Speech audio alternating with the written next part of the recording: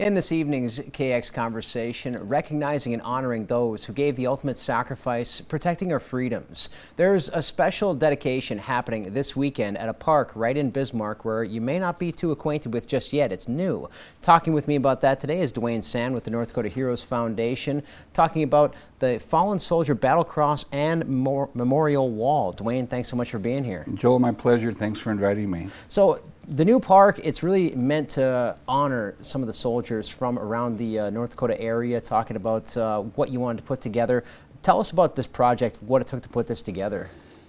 There's kind of three parts to what's happening this weekend, a kind of 3-for-1 for the local area Bismarck residents. The first is the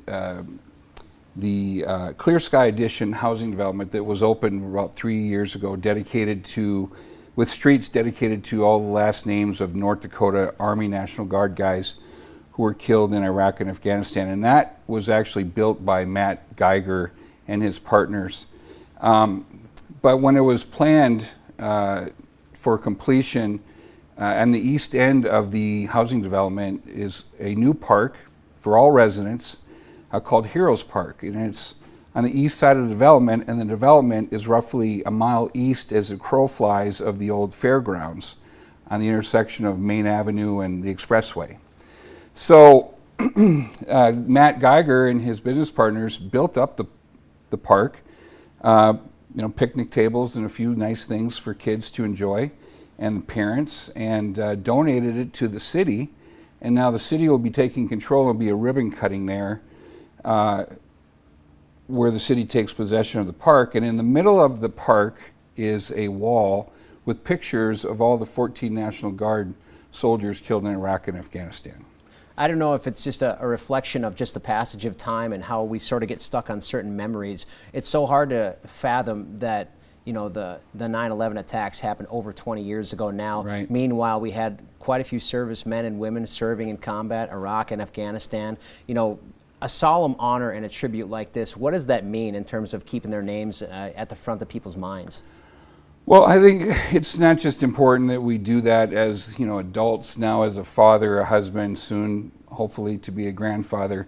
I think our opinions of it change over time, but we want our children and our children's children, our grandchildren, to cherish the sacrifice made by generations of Americans to keep our freedom.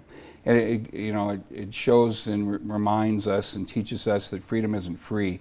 And that's why I started the North Dakota Heroes Foundation, to build monuments for North Dakotans in every small town, every large town across North Dakota who also made the ultimate sacrifice, which there's Army, Navy, Air Force, Marines who've done it.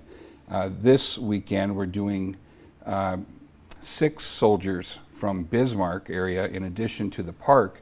I've built a soldier's cross, a bronze cross. It's about 4.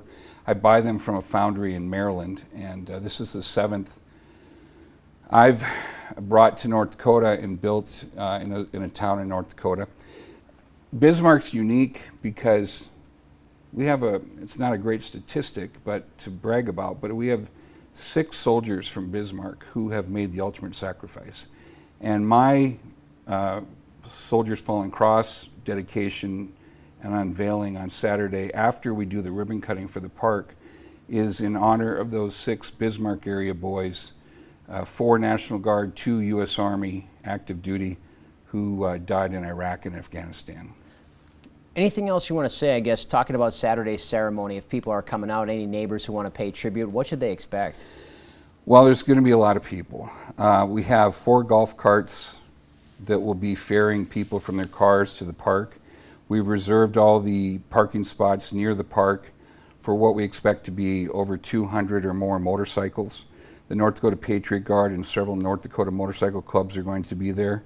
The General Dorman, the Adjutant General for the North Dakota National Guard, will be there, and the President of the Park Board for Bismarck will be there, Mr. Hendrickson. In addition to that, there's a free lunch at the AMVETS afterwards. Hope you can make that.